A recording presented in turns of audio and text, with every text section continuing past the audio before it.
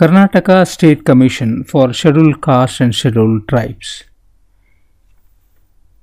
Inclusive growth of the country necessarily includes development of downtrodden classes, that is, scheduled castes and scheduled tribes.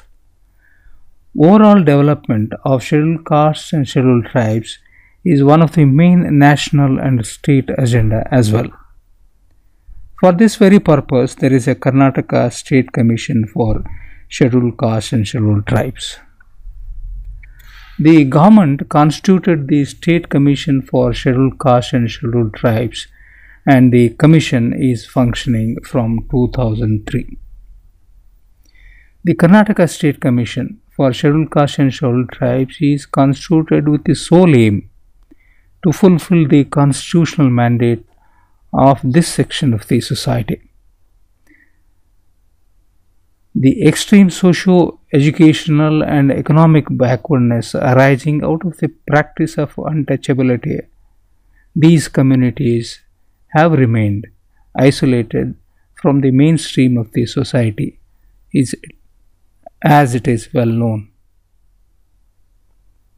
The framers of the Constitution strongly advocated for the socio-economic development of these communities and notified them as scheduled castes and scheduled tribes under the Articles 341 and 342.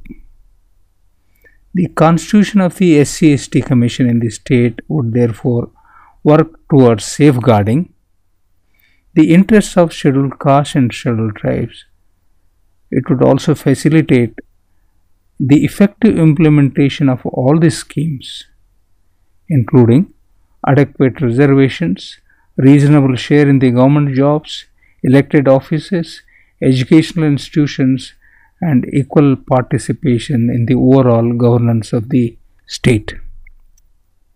These safeguards were contained in the directive principles of the state policy of the Constitution, and a specific provision in Article 46 was also included. It is a comprehensive provision which includes the developmental and regulatory aspects. This directive principle reads as follows: the state should promote with special care the educational and economic interest of the weaker sections of the people, and in particular the scheduled castes and scheduled tribes, and should protect them from social injustice and all forms of exploitation. Now we will see as to the functions of the commissions and what it is doing about the developmental aspects of scheduled castes and scheduled tribes. Number one, it would investigate and examine the working of various safeguards that are provided in the Constitution of India or under any other law for the time being in force, or under any order of the government for the welfare and protection of the scheduled castes and scheduled tribes. So the main function would start with the investigation and examining the working of various safeguards. Number two, it would inquire into the specific complaints with respect to the deprivation of rights and safeguards of the scheduled castes and scheduled tribes of Karnataka, and it would take up such matter with the appropriate authorities. Number three, it would participate and advise on the planning process of socio-economic development of the scheduled castes and tribes, and it would evaluate the progress of their development in the state from time to time. Number four, it would make recommendations as to the measures that should be taken by the state for the effective implementation of the safeguards and other measures for the protection, welfare, and socio-economic development of all scheduled castes and scheduled tribes. Number five, it would make a report to the state government annually and at such other time as the commission may deem fit.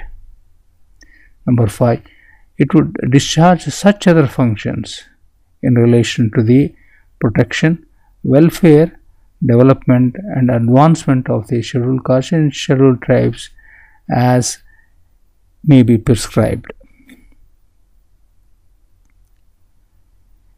In addition to this commission, there is also Dr. B.R. Ambedkar Development Corporation Limited. It is meant for the scheduled caste, for the development of the scheduled caste and scheduled tribe. The corporation was established with a view to develop the economic and social status of the scheduled caste living below the poverty line. It would attempt to bring them into mainstream of public life by implementing various economic related schemes and by extending loans and subsidies to this section of the society. Some of these schemes are self-employment program, land purchase scheme. Under this, the land purchase scheme, 1 acre of wetland or 2 acres of dry land will be purchased from non-scheduled caste and scheduled tribe landowners, and same will be registered in the name of the landless agricultural scheduled caste women beneficiaries, thus making them the landowners. There is a Ganga Kalyana scheme. In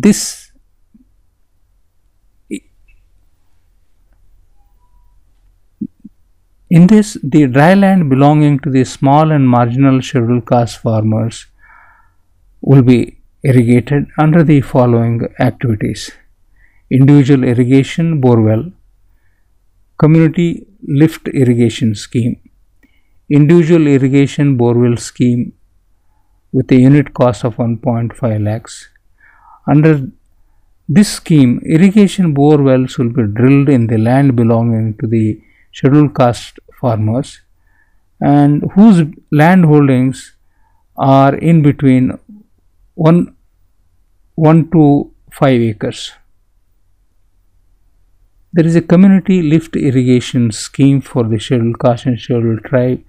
The lands belonging to the small and marginal scheduled caste farmers which are adjacent to perennial sources of water like river, lake, canal, etc. will be identified and they will be irrigated. There is a microcredit finance, that is a small loans. Under this scheme, financial assistance is provided to the member of the self-help groups to take up a small business, vegetable or flower, fruit vending, etc. Safai Karmachari Rehabilitation Program. Under this scheme, financial assistance is provided to take up various self-employment activities to Safai Karmacharis and their dependents. Financial assistance in the form of term loan is also extended to these beneficiaries. To summarize the important points, the government constituted the State Commission for Scheduled Castes and Scheduled Tribes from 2003. The sole aim of the commission was to fulfill the constitutional mandate and bring backward communities like scheduled castes and scheduled tribes into the mainstream of the society. The framers of the constitution strongly advocated for the socio-economic development of these communities and notified them as scheduled castes and scheduled tribes under the articles 341 and 342. The constitution of the Scheduled Caste and Scheduled Tribe Commission in the state is working towards safeguarding, facilitating effective implementation of these schemes, and it includes adequate reservation, reasonable share in the government jobs and in the elected offices, educational institutions, and equal participation in the governance. There is also Dr. Ambedkar Development Corporation Limited, which implements various economic schemes like self-employment program, Ganga Kalyana scheme, community lift irrigation scheme, microcredit finance scheme, Safai Karmachari Rehabilitation Program in order to bring the scheduled caste and scheduled tribes into the mainstream of development.